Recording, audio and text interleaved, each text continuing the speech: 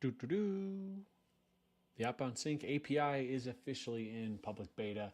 I just want to take 2 minutes to show you how it works, talk about how people are going to be using it, and show you in this new agentic coding environment that all of our customers are using and asking us to support. So we're going to be showing you Cursor in this case, but we're going to be showing you how to deploy and use OutboundSync's API, forthcoming MCP server, CLI, and these other ways of working.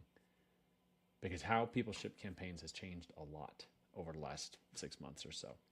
And we want to be a part of that. We want to support you where you're at. So here I am in Cursor right now. I'm just going to do a really simple list.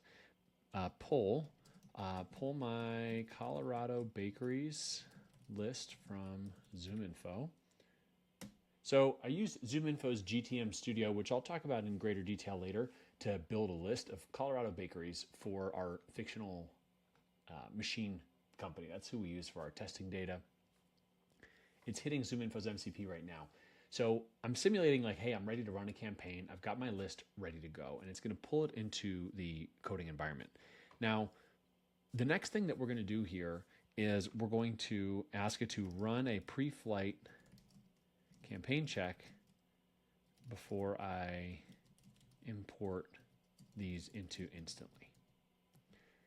Okay, so this is perfect. It's got my list from ZoomInfo's GTM Studio. I'm not going to open that canvas here, but it's because it's going to have contact email addresses in it. But it is a real list pulled through ZoomInfo's MCP server. The neat thing about their GTM Studio product, by the way, is that you don't need annual subscription or to be paying like a dedicated annual contract for the API. It's very, very, very interesting. Okay, so now we're going to run this. Oh, I have a typo. Run this pre-flight campaign check before I import these in Instantly. Now, this is going to use OutboundSync's new API endpoints combined with Instantly's MCP server by a friend of ours, Brandon Charleston at Top of Funnel. We're going to hit Instantly's MCP server, and we're going to run this OutboundSync checklist to see, is the connection between Instantly and HubSpot ready for us to ship this campaign?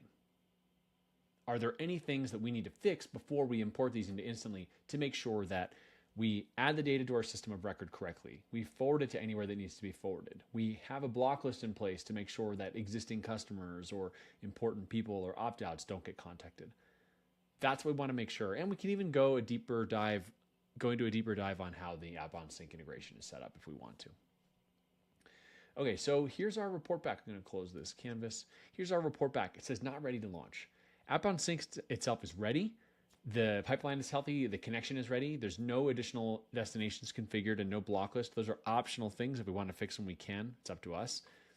Some cases users do that. Some cases they don't. But Instantly, it's not ready.